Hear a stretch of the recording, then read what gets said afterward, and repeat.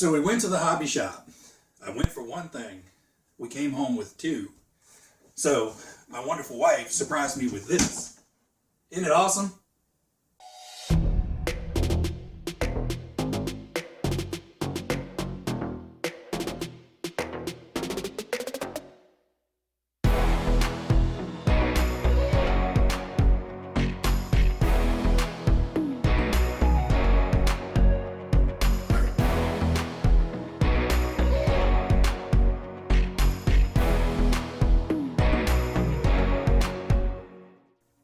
Hey guys, welcome back to the playground. Thanks for stopping by. If you guys are subscribed, awesome. If you're new to the channel, welcome. If you like the video, please hit that subscribe button. I've got a whole lot of cool new things coming to the channel here shortly. Some things I have, some things I'm still waiting on, but you know, there's gonna be some cool stuff coming up. So make sure you hit that little subscribe-y thing down there. It's awesome and it's free. Anyway, so we went to the hobby shop last weekend. And I went for this little guy. I've been having a blast with this. I've run it 6 or 7 times since last weekend, and you know it's super fun, and it's something you can go down the basement and play with any time of the day. But while we were there, something caught my wife's eye, and she bought me this. I know, you're jealous. My wife's awesome. So really had no intentions of getting something like this. As you can see behind me, most of my cars are Tamiya and, you know, just fun little stuff, generally slow. But I've seen a lot of videos on this and it just looks like fun. And, you know, I've seen good and I've seen bad. And I don't think I necessarily want it for a rock racer, you know, hill climber type thing. It just looks like a fun all around little, like, you know, run it through the woods, run it across the grass, jump it, flip it, everything truck. So, you know, it should be fun. I'm looking forward to getting out and driving it. But before we do, let's take a quick look at the buggy and, you know, some of the stuff we got for it. So I did have to pick up a couple things when I got the buggy. One was a 3S battery pack. Literally the only 3S battery pack are little tiny packs that I have for the rock crawlers. I don't really have anything beefy enough to run this. I'm a slow guy. I'm old now. I don't have that need for speed, but I didn't want to kind of limp this thing around on 2S, so we did get a 3S pack. I don't have any plans of going 4S. I don't want to beat it up that bad. But speaking of beating it up, we did get the Axial trailing arms kit. So it's the aluminum plates that go on each side of the rear trailing arms, so you don't banana these by taking hard landings and stuff. I wanted to get the sway bar links, but they didn't have it at the hobby shop at the time, and I've just been entirely too busy this week to actually order it. And so I will be getting the sway bar kit for this, because I know from all the review videos and other people's videos I've seen, this does have a significant amount of body roll to it at launch. So I do want to get the sway bar links, but for right now, to try to help prevent initial damage, we got these. So we'll be putting those on before we go out and run it. And I've got to get the big boy battery charged up. Oh, I did have to buy the EC5 connector for my charger as well, because all the new stuff from Horizon all comes with the Spectrum electronics and all has the EC5s. I know why they use them. It's rated for more power.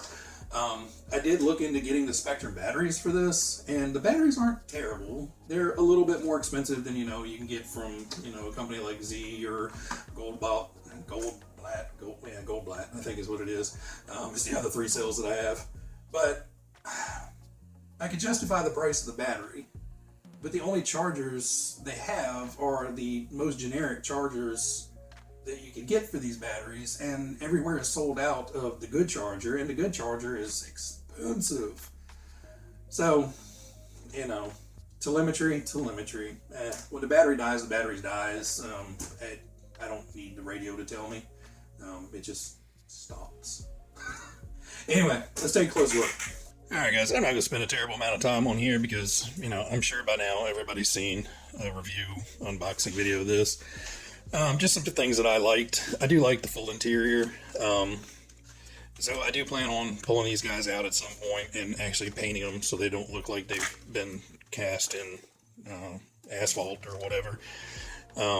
So we'll be taking these guys out and putting some racing suits on them and stuff, and trying to, you know, clean those up a little bit. So we did get the lower link plate set for the rear trailing arms, so I'll be putting those on before we go out and run it. Again, I did want to get the sway bar link set, just didn't have it in stock at the store, so I will be picking that up soon and getting that installed. So one thing I did change immediately, they had the wire from the servo back to the receiver kind of just loosely tied to this, and this is fairly close to the plane of the lower links and the bottom of the axle. So what I did is I cut that off and came up and zip tied the wire to the top of the top suspension link. Now it's a little tight to do that, but I've checked it in all directions and even trying to forcibly twist the axle, and it doesn't put it under any kind of a tremendous strain. So I would rather, you know, potentially wear out the wire, you know, after hours and hours and hours of runtime, than for that wire to snag onto, you know, a stick running through the woods and rip that wire clean out of the servo, because, you know, it was kind of dangly. So that's one thing I noticed, and I did kind of take care of right away to try to prevent any damage. Other than that, we're going to run it bone stock. I love that. I have no cars that have, you know, such beefy gears that it growls at you just running around.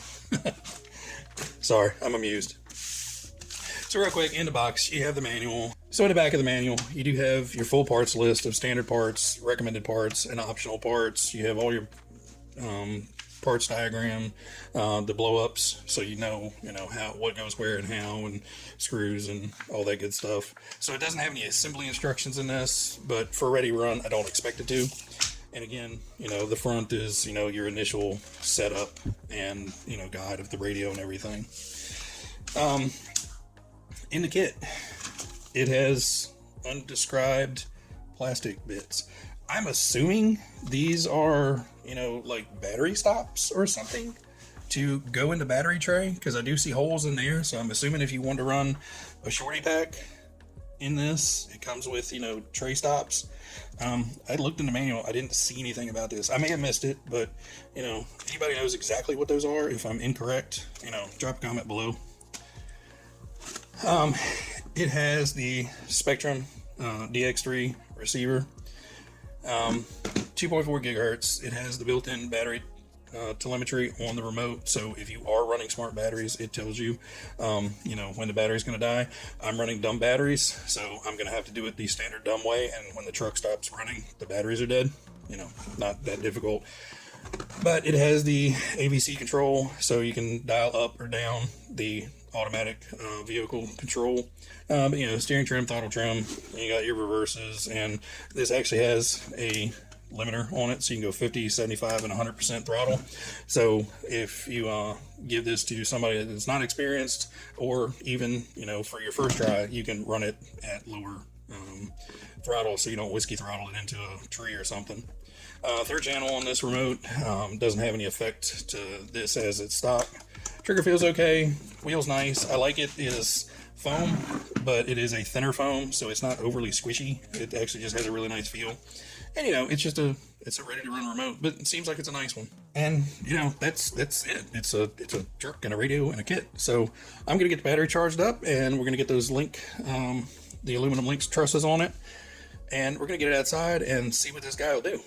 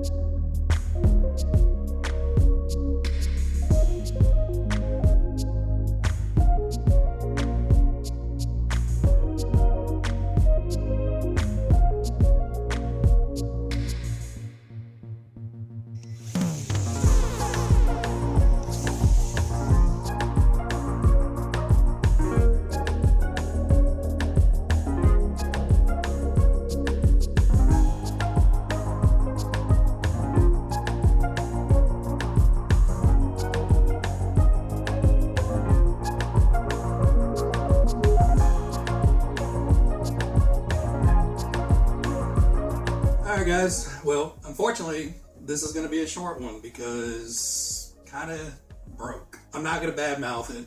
I have no idea what actually happened. Our back half of the front drive shaft is missing. So I was romping around in some deep leaves, you know, hopping and bopping and, you know, just having fun with it. Driving it is fun. You know, you heard that dreaded kind of loud click / pop noise that you never want to hear. And then you kind of and had really no power.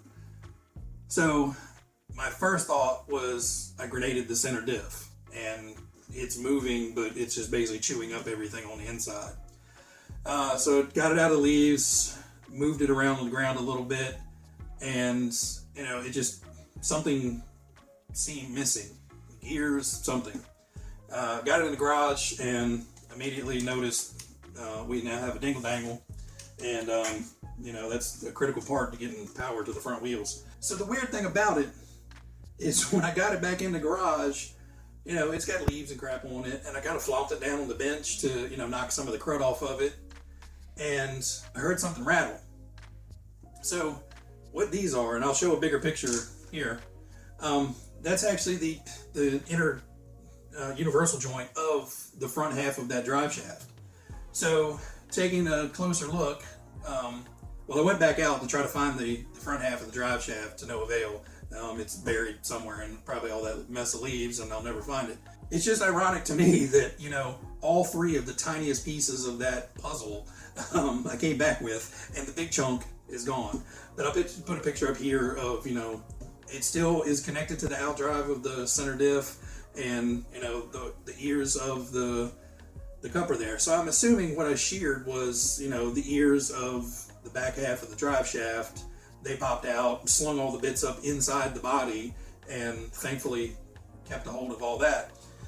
So yeah, until we're able to go out and get new drive shafts, we just have a dirty old truck to sit here and do nothing. So hopefully I can find the drive shaft parts and the rear sway bar set up, get that installed, and take it out for another bash and see how that goes. But for now, I have to yank the battery out of it, discharge the battery, store that guy, and stick this on the shelf for a little bit. That's kind of sad because I got about 10-15 minutes out of it before it bloated itself up.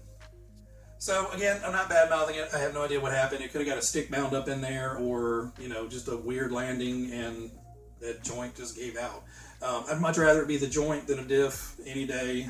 Replacing an axle doesn't seem like it's going to be that bad, except that thing is buried the hell up in there, so I'm probably going to have to take off body panels or something to try to get in there to get to it. Hopefully I don't have to drop the whole center skid to get to it, but we'll see. But yeah, other than that, it's fun. It is a turtle magnet, so with these ginormous tires and, you know, a fairly wibbly wobbly center of mass, you know, when it goes into a corner, if you're on a high traction surface like grass, it does want to traction roll and flop over, and, you know, it's almost better to go in and, you know, barrel roll it and try to get back on the tires than, you know, cut it slow. A lot of times if you are slow, you can cut the wheels real quick and burp the gas and it'll pull itself out, but you'll get your exercise running this around your front yard, that's for sure, trying to go back over and flip it over. So, you know, maybe it is going to be a little bit better, you know, doing some jumps and hills and stuff to where it at least roll back to you. Maybe, I don't know. I'm not upset. I'm not bashing it by any means. We'll have to get some more runtime and see what happens if more things start going south. You know, maybe I won't recommend it, but for right now, you know, a blown U-joint is not a game changer.